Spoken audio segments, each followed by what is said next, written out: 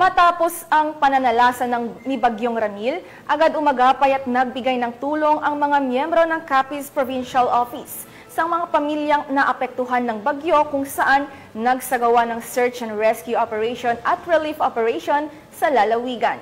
Magre-report dyan si Patrolwoman Medeline Bangsagon.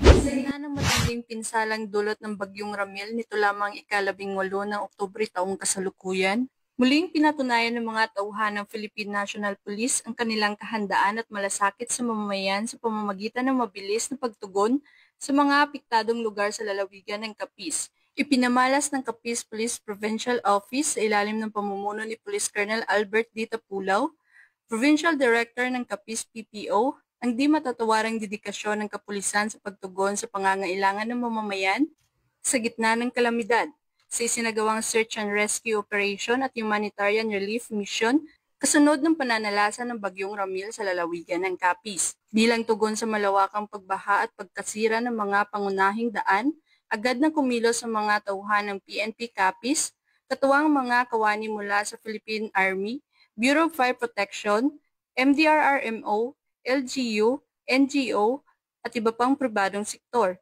upang iligtas ang mga residenteng naipit sa rumaragasang tubig baha sa iba't ibang bahagi ng lalawigan.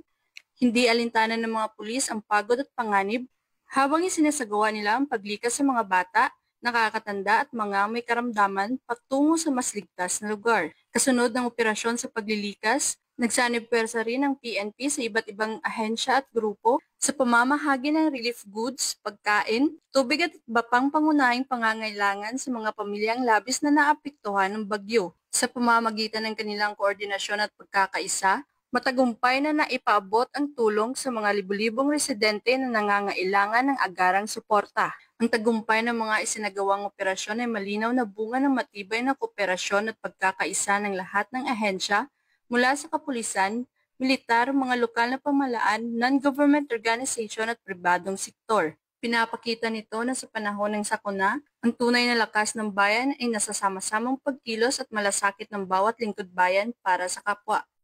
Mula dito sa Police Regional Office 6, ako ang inyong Police News Network Correspondent, Patrolwoman Medeline Bangsagon, alagad ng batas, taga-taguyod ng Balitang Pulis.